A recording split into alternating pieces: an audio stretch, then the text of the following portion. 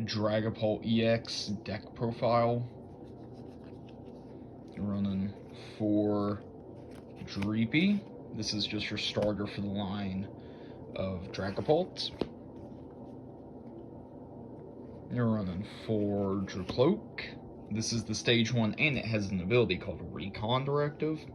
You can look at the top 2 cards of your deck, choose one to put into your hand, put the other on the bottom of your deck. And as I learned yesterday, you do not have to reveal what you add to your hand. And then, card this deck is centered around 3 Dragapult EX. Reason you don't play 4 is, well, you don't really need 4. It attacks for pretty cheap. A fire and a psychic, and just any 1 energy. Any 1 energy can get you 70 damage, and nothing else. But a fire and psychic can get your phantom die for 200, and 60 damage spread across the opponent's benched Pokemon, or just on one. You can just spread 60 damage. This is pretty easy to set up with cards like Crispin. Also, it's got 320 HP, so it's not likely to get knocked out in one shot. Staple of Dragapult decks. I'm just running 2 Badoo. The reason I'm only running 2 is it gets knocked out too quickly. But for no energy, the little gray circle, no energy, Itchy Pollen does 10 damage and locks your opponents out of items on their next turn. Which is going to be the turn right after you attack. Your backup attackers, 1 Blood Moon Ursaluna EX.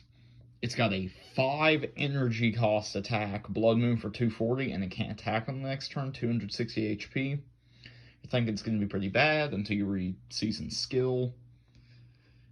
For each prize card your opponent's taken, it reduces this cost by 1. So if they've taken 5 and it's getting pretty close, you can Blood Moon for free, and this thing isn't likely to get one-shotted.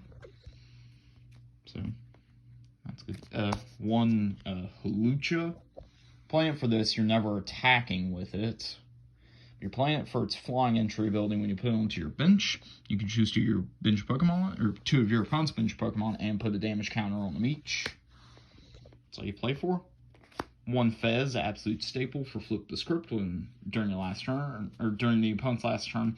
If your Pokemon was knocked out, you can draw 3. You cannot stack that. And for 3 of any energy, Cruel Arrow does 100 damage to one of your opponent's Pokemon. So you want it for the ability. You can attack with it if you're in a super tight spot, but if you're attacking with it, it's likely not a good situation. 1 Monkey Dory, also a staple for Adrenabrain. If it has any dark energy attached to it, you may move up to 3 damage counters from your Pokemon to an opponent's Pokemon. You can actually attack with it in this deck. It's like Pheasantipity. If you're attacking with it, you're probably in a tight spot, but you can for 60, and it confuses the opponent's active. Alright, that's all for Pokemon. And next up are the trainers for Arven. Search your deck for a Pokemon tool and an item. Reveal them, shuffle your deck after. This is self-explanatory. If you play Pokemon, getting any item card is good. You can also grab a tool. But later in the game, you can just fail the tool search. So for those of you who don't know, you can play a card, like, I don't know, Ultra Ball, for example. If you fail the search, you get to look through your deck still, just to see what's prized and what's still in your deck. You can just grab any item card with this, or any tool card. You can fail either one of the searches, but you're more than likely going for both. It's also a supporter. So that's your 1 for the turn, but that's a pretty powerful one, as is Iono. Each player shuffles their hand and then puts it on the bottom of the deck, then draws cards equal to the amount of prize cards. Hand disruption. That's good. If your opponent has like 2 prize cards left and you're for some reason still on 6, that's a better unfair stamp. But this is also a supporter, so it's your only 1 for turn. This one's a staple. This is odd for a good amount of people. I don't usually do this, but I'm only playing 2 research. You really don't want to be discarding your entire hand in this deck. But it's just discard your hand, draw 7. It's another supporter. Drawing 7's good. If you got like 1 you can't use this. But you don't want to use this all the time, so that's why I only play 2. And then you got 2 Crispin. You can search deck for to 2 basic energy cards, reveal them, put one of them into your hand, and attach it onto your Pokemon, then shuffle your deck. Notably, the second one's the one you get to attach, but they have to be different types. So you can still add one, but if you can't find the second one of a different type, you just gotta add one. It's energy search, but on a supporter. Sorry. I'm recording this pretty early in the morning. Next up is 2 Boss's Orders. Just switch from your opponent's bench Pokemon with their active, just to drag out stuff you can knock out with Dragapult. Also, you can use as Disruption, put something with a high retreat cost in the active. It's really good, and I played with a different list yesterday in Optimal because I didn't have these cards yet. So, and I noticed, yes, I would have loved a second Boss's Orders or Counter Catcher or 2. For the last supporter, we're playing 1 Professor Turtle Scenario. Pulling your Pokemon from play into your hand, and then you're going to discard all attached cards if it had any. Mainly if you start with something like Blood Moon Ursaluna or Halucha, or you just want to get a Dragapult into the active, or out of the active, or a Dreepy out of the active. Just get things out the active. Get an optimal starts out the active. That's for.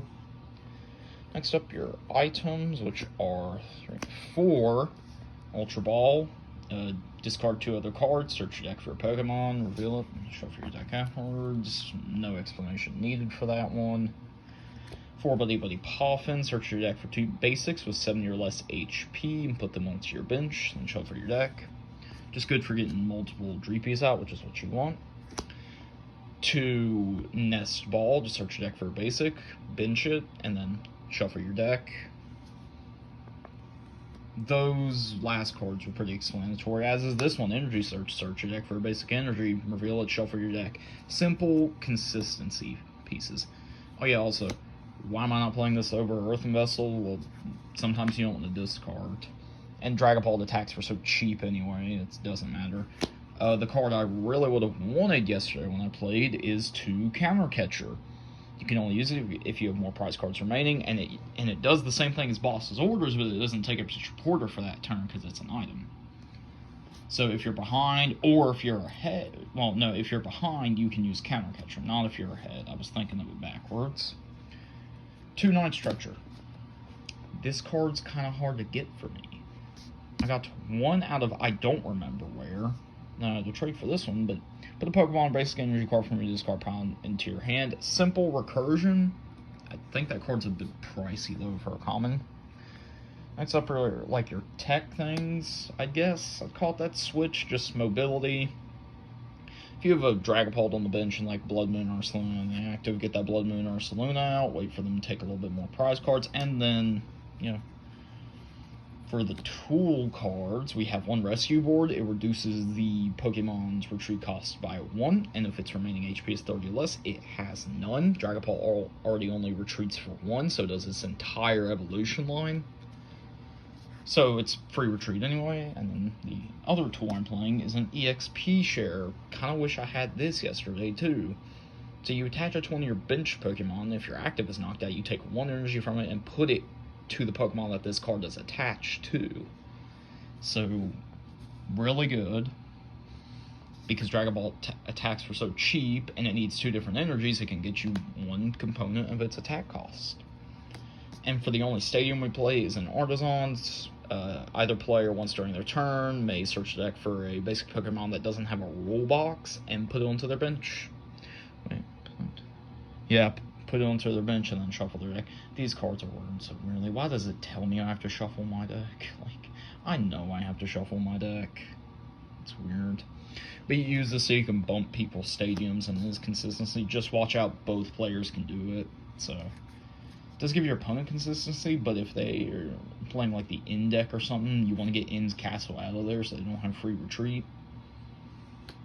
That's all I can see. And the A spec is the Unfair Stamp, well, the one that came with the League Battle deck. When your Pokemon was knocked out during your last turn, both players shuffle their hand to the deck, you draw 5, your opponent draws 2. That is really good. Should I even explain why you having 5 cards in hand and your opponent having 2 cards in hand is really good for you? You have 3 more cards. Oh yeah, and it also digs through deck. And for the energy, I'm playing 3 basic Psychic, 3 basic Fire, and 1 basic Dark. Just basic energy. This is for Monkey Dory. This is to make Dragapult attack. And 1 Luminous energy. I'm not sure if I have to play multiple. If I end up shaving Monkey Dory for some reason, I will put another Luminous energy here. It provides every type of energy, but only 1 at a time. If it's attached to, has any other special energy attached, it's just going to provide 1 colorless instead. You don't want it to do that. So this can just make up for a lost part, or it can go on to Monkey Dory. I'm almost convinced to cut this out for Luminous energy, but your Chrisman does search for only basic energy cards, so just utility. If you draw it, you draw it. If you don't, you really don't. You have enough energy to attack. You have the Night Stretchers to get it back. And that's about it. That's the deck.